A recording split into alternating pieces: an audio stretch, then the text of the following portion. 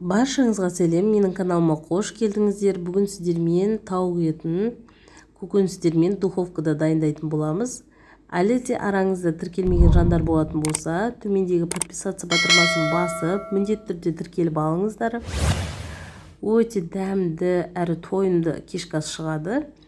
Ең алдымен тауық етін маринадтап аламыз. Ол үшін тауық етін үлкен бөліктерге бөліп, осылай турап аламыз. Үлкендеу ыдыс салып, кезек-кезек барлығын салыңыздар. Үстіне пиязды турап саламыз. Дәміне қарай тұзын, бұрышын және де чеснокты теркадан өткізіп, чеснок салыңыз, соя соусын құйыңыз. Қанша керектігі жөнінде толықтай видеоның астына жаза кететін боламын.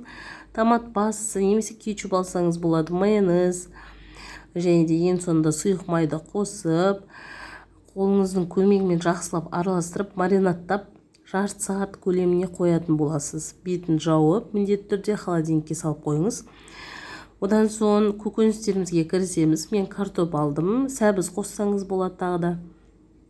Осылай 4 немесе 6 бөлікке бөліп, дәміне қарай тұзын салып, сұйық май қосып, духовкаға пісетін табамыздың үстіне фольга төсеп, міндетті түрде картопыңызды, жаңа көкөністеріңізді салып шығасыз барлығын.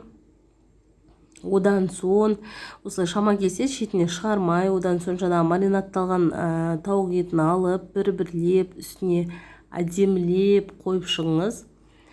Соусы қалып жатқан жағдайда міндетті түрде үстіне құйып жіберіңіз. Одан сайын дәмдірек болады картопыңыздың дәмі. Болғаннан соң осылай фольга алып, бетіне жауасыз тоже.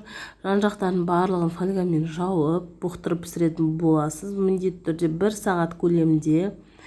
1 сағат піскеннен соң, мінекей, мен 1 сағат пісіріп алдым. Одан соң бетіндегі фольгасын алып тастап, тағы да жарты сағат көлеміне салып аламын. Сол кезде беті қызарып, әдемі болып шығады. Мінекей қараңыздар, піскеннен соң дәміне қарай үстіне аскөктен салып берсеңіз болады. Міндетті түрде жасап көріңіздер, өте жұмсақ, өте дәмді болып шығады. Небәрі 1,5 сағат көлемінде піседі. Ұнаса лайк басып, комментарий жазып тіркелуді каналыма ұмытпаңыз.